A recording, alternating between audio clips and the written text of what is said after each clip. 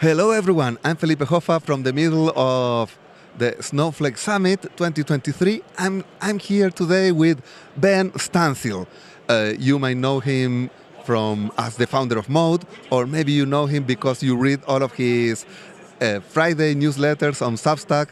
And yeah, he's a man that wears many hats. He has great news this week, huge news.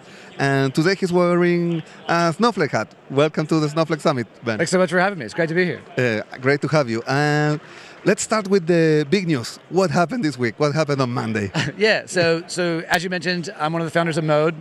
On Monday, we announced that ThoughtSpot, a BI tool, is acquiring Mode. And so now we're joining forces with them. ThoughtSpot has always been a tool that really addresses the needs of like business users and the less technical folks in companies, providing a lot of like self-service needs. They've really focused a lot on building like an AI-centric platform to enable this. Mode's always focused on data teams, serving folks that are technical users, writing SQL, writing Python, things like that. And so the aim here is to bring those two sides together, that both of us sort of serve our half and need to serve the other half. And so we want to be able to do that together. Yep, ThoughtSpot and Mode together, that's a great future. That's the plan. Yes, anything that surprised you in the middle of that process? So as the process of an acquisition, tons of things surprise you. Honestly, one of the things that when we first started talking to them, I was like skeptical of this process.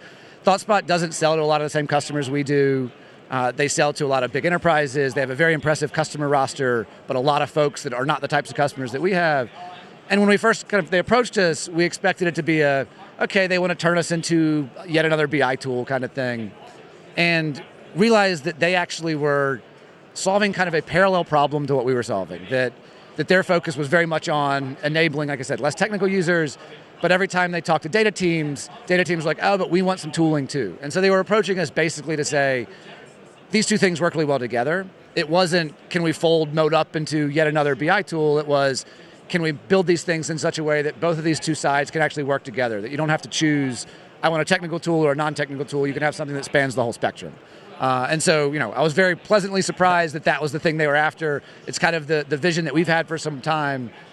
We recently launched like kind of branding under modern BI with that exact vision in mind, and that's basically the same direction they've been going. So kind of two people coming at the same thing, just from opposite sides. Oh, super cool. And I cannot wait to see next year what kind of booth you have together. Yeah. You both have different booths this year? We do. So it got announced on Monday. Yeah. So there were lots of things we wanted to do, or we could have done had we announced it earlier, but a big part of it was like believing it'd be fun to kind of come out at exactly this conference. So yeah. So separate booths this year, but very much the same booths next year. And speaking of looking forward, I'm looking forward to your Friday newsletter with wherever you have to say after this week. Still figuring that out. Obviously, there's a lot of news with Mode, a lot of news that Snowflake is releasing things. Last year when I was here, there was a lot of big stuff they released. It was like very much the stuff everybody was talking about. Probably the same again this year. So honestly, I don't know. These things get written in some like caffeine frenzy on Thursday nights. This is going to be no different. So we'll all find out together what this is about. Yes. Last year, when you went home after the summit, you were like, this is big. Something big happened here. And that newsletter went out. You called it Snowflake. What was going on in your mind a year ago? So last year, y'all had a ton of releases or a ton of announcements at Summit. One of the big ones was the like app framework. It wasn't a full-on marketplace yet at that point, but it was the idea that you could build apps that run inside of Snowflake. And so to me, the thing that like potentially unlocked was, one, for Snowflake, you can have a lot of like interesting features and products that get built in by third parties. But really, it's like a change in the economics of how data tools get built. That starting a data company today requires a lot of money, it requires a lot of time, it's hard to get distribution, you've got to go through a ton of procurement processes and like deal with security and all these sorts of different things. If you can build it in Snowflake, you can kind of bypass all that. That you get Snowflake's distribution channels, you get sort of automatic stamps of approval from Snowflake and security problems. And so small teams can build really powerful apps because you don't have to do a lot of the kind of like work around the actual product that you would have to do otherwise.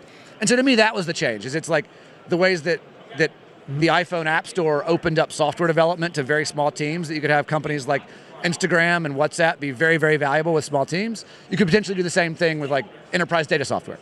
And so that was kind of seemed cool, and that was the possibility then. And this year, y'all have like gone even further with that. So it's cool. Yes, a year later, things moved in the way you thought they were going to move.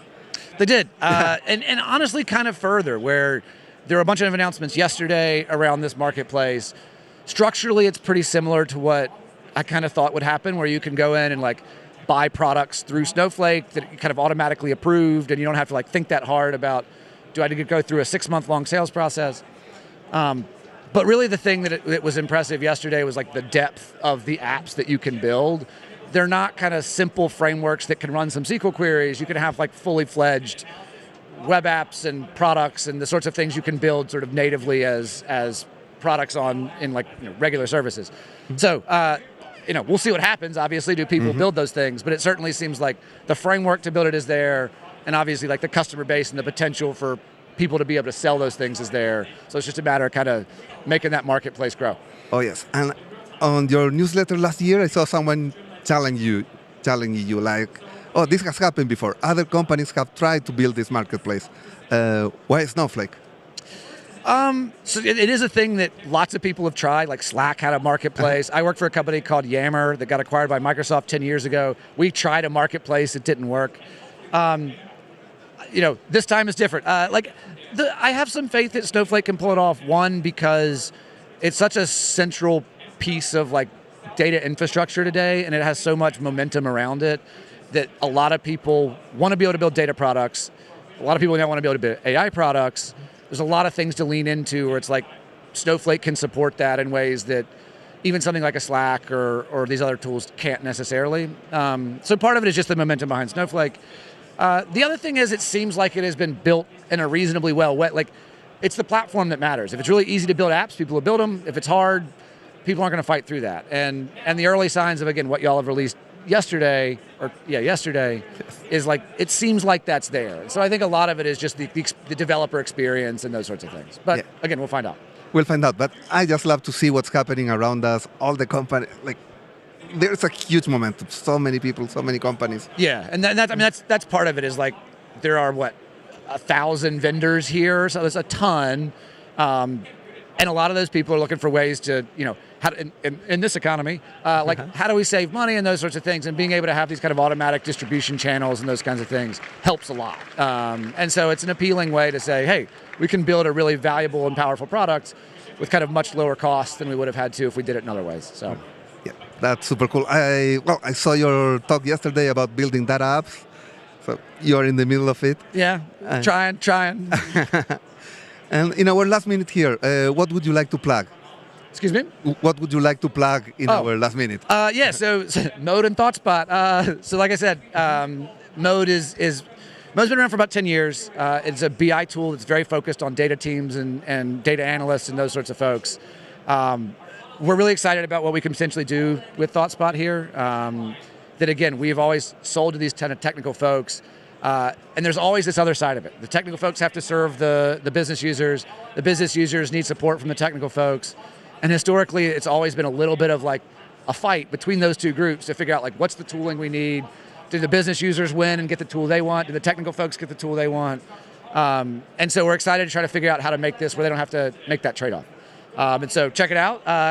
Come talk to, if you're here, come talk to us at the booths. If you're not, reach out. Like, we're trying to figure out the best way to do this. We have a lot of ideas, but would love feedback from folks about how we can make this really work. So, can't wait to see how you make it all work, and can't wait to read your newsletter this Friday.